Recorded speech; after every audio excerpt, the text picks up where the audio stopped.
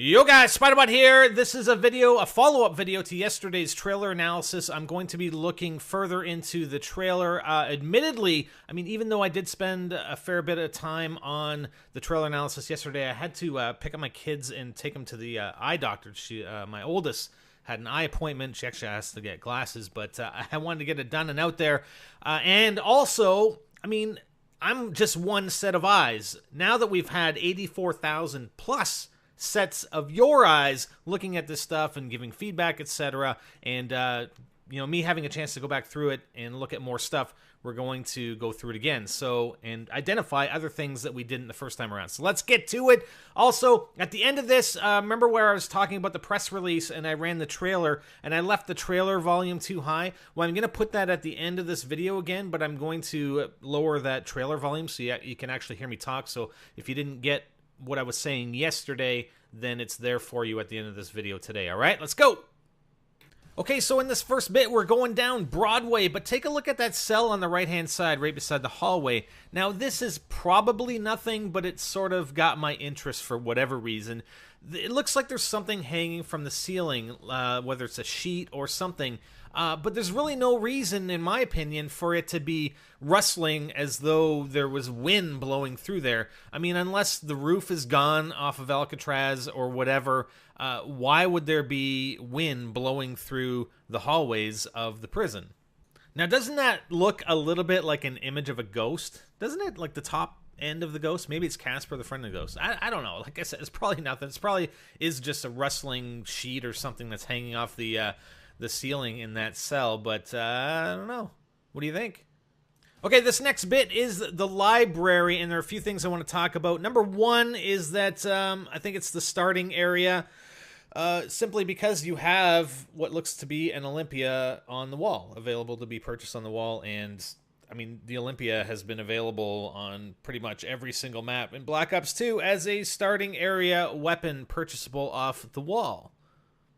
The next thing has to do with this table, with the candles, the skull, the what looks to be a shirt down there, and for this a curious orange light, or yellow light, orangish yellow light that's glowing. And there's another one that I'm going to show you another image, but people have suggested in the comments that maybe this has to do with the sort of transfer to and back from Purgatory. Perhaps the characters that are still on this map and not in Purgatory have to make a sacrifice to get the other character out of Purgatory. Who knows? This is just another quick close-up of that curious light that we saw, the orange-yellow light on the ground. Again, not sure exactly what it is or if it means anything at all. It just kind of stood out for me. Last thing in the library, if you look to the right on the wall, it looks like that may be perhaps a schematic and where you would normally have a workbench. You know, in Transit and Die Rise, you'd have the workbench and you have a schematic sort of on the wall behind it. It looks that way. Not sure what you would build there. I don't think they'd make you build something in order to be able to get out of the starting area. I know they sort of did that in Transit. I mean, you didn't need to have the buildable in order to get out. You could buy the door, but we'll see what happens here. Okay, we're going to carry on here and get to the point where they're showing us what looks to be the development of the cutscene for this map.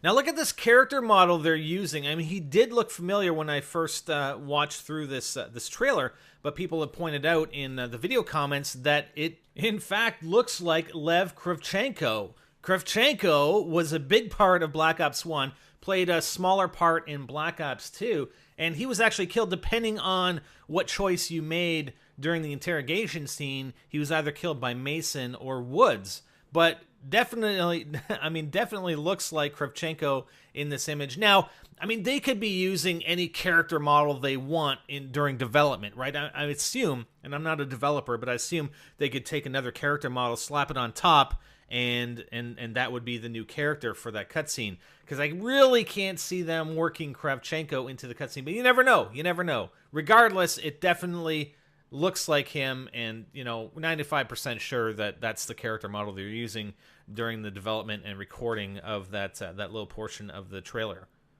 Okay, let's get back to this teddy bear image, this strip cell or wholesale on Block D in Alcatraz, where you have this teddy bear. Again, a little, I love this. It's freaking an Easter egg in a trailer. What the hell? Treyarch. Anyways, you got the back left corner. Looks like that's been filled in. That's where the toilet used to be.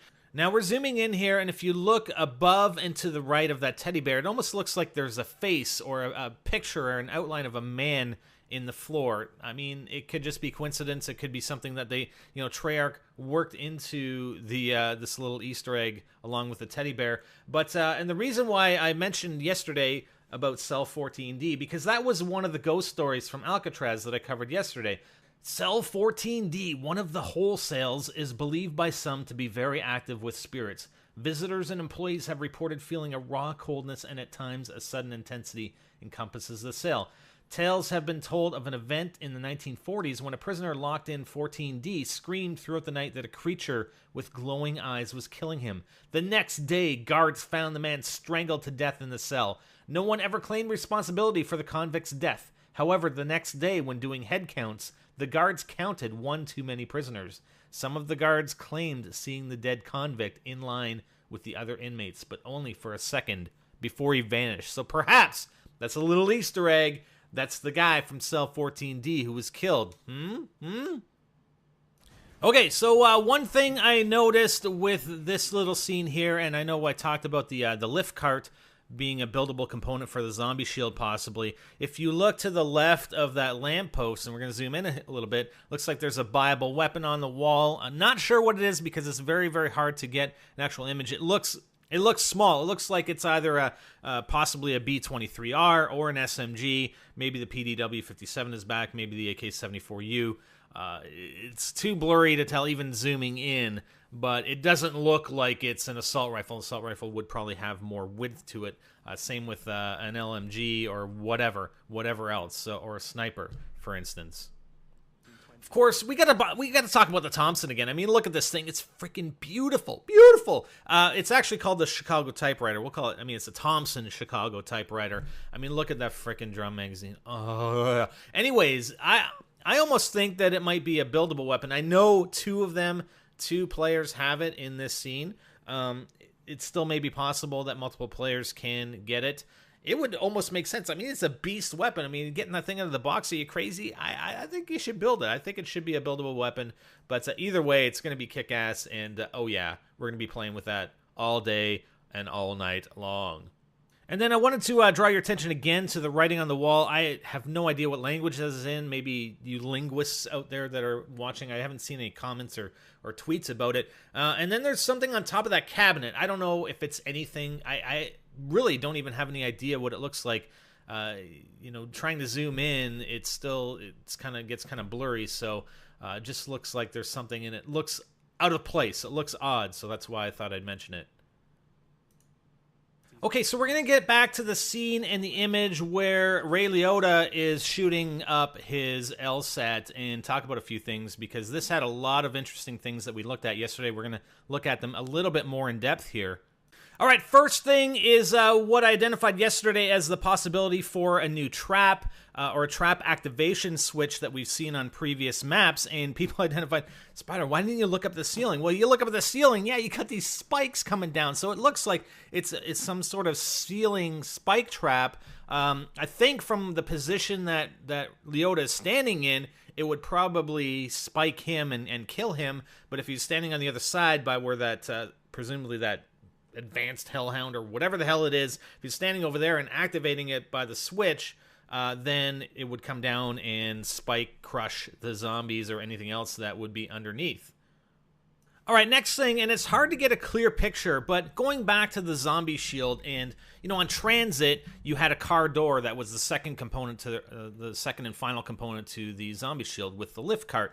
Well, Alcatraz, I mean, where are you going to get a car door from? Not sure, but it looks like almost that there's some sort of shield on. I don't know if those are cots or what, but it looks like in the middle of that image that would possibly be the second component. It's not necessarily a car door, but it looks like it's kind of a shield with a window on it that you would attach to the lift cart, perhaps. Okay, now two more things. Just going back to what looked to be that advanced Hellhound. It's really not moving. People have mentioned, well, maybe it's chained up. Maybe it's kind of like almost like a portal that this thing's trying to come out of. Leota and whoever's controlling him keeps shooting the zombie, and even after the zombie's dead, he's still shooting for, you know, quite a time afterwards. There's that cabinet in the back right. He's not really, doesn't seem to be too worried about that dog that's sitting there on the left-hand side that's flaming and looks badass. So again, we're not really sure what that is. And also that cabinet in the back right with that green light coming off of it or behind it. People have mentioned, well, perhaps it's like a bank point transfer system or something. Again, still not sure about it, but I wanted to bring some of those comments forth for you guys. Also, somebody mentioned something about the writing on the LSAT, but that's always been there. If you go into multiplayer and equip the LSAT, you'll see that writing on it. I don't know if it says lies or what, but that's definitely not new here in Mob of the Dead.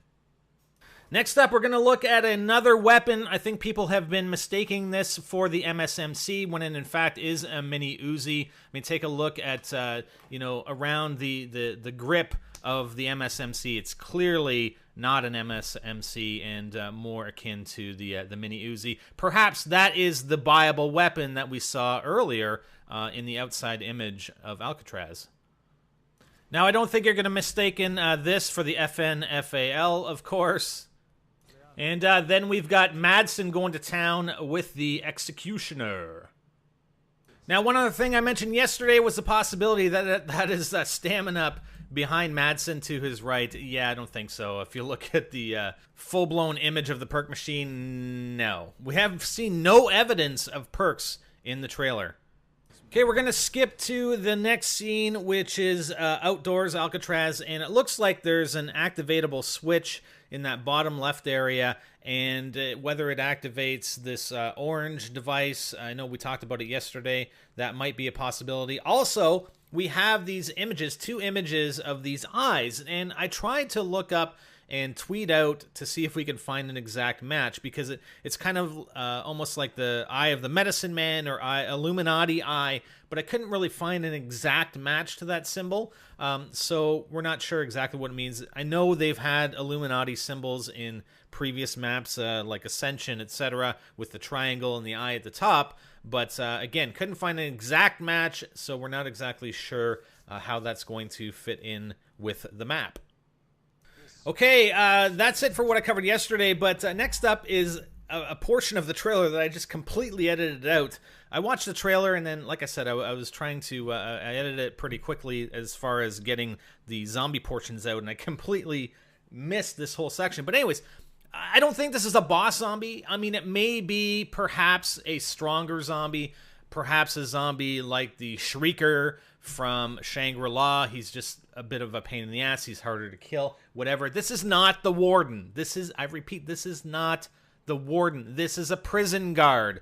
The Warden, and here's an image or a picture of the actual Warden. I mean, he's got a suit. This guy's like, you know, it's almost like he's dressed for business. It's the guards. I mean, he's got the blue coat. He's got gloves on, and look at the badge. Look at the badge, and we can pinpoint this as the exact badge that the guards had in Alcatraz at the time. I mean, look at this badge image. So it's an exact match. It's just a guard. It may just be he was made to look more ferocious. He may just be a regular zombie, or he may be a little bit more difficult to kill, as mentioned. We'll have to see. All right, guys, that's it for now. And like I said, I'm going to replay that portion of the video from yesterday where I talked about the press release, as well as a little bit more information on the characters in Purgatory. Here it is. Again, same thing from yesterday, only I've lowered the volume this time so you could actually hear me speak. If you don't want to listen to it, well, click off the video. All right, guys? Catch you later, man. We're going to have more stuff. We're going to have lots more about Mob of the Dead, Alcatraz, etc. There's plenty more to talk about, let me tell you. But that's it for now. I'm Spider, and I'm out. Hope you enjoyed. Wait. Before we get into that, I'm going to replay the trailer for you and give you some additional information that was part of the press release for the trailer. And this is a quote from Mark Lamia right here. In addition to creating 4 amazing new multiplayer maps, the studio has been hard at work on the zombies front to surpass what we accomplished with Call of the Dead. What they've done this time around is nothing zombies fans have seen before. And if you don't believe me, Just wait until you get into Purgatory. What? Purgatory? Apparently we're going to Purgatory. So here's some additional information. Following tradition of the original COD Black Ops fan favorite Zombies mode, Call of the Dead, Call of Duty Black Ops 2 Uprising's wildly creative new Mob of the Dead Zombies experience finds the 4 Prohibition-era mobsters.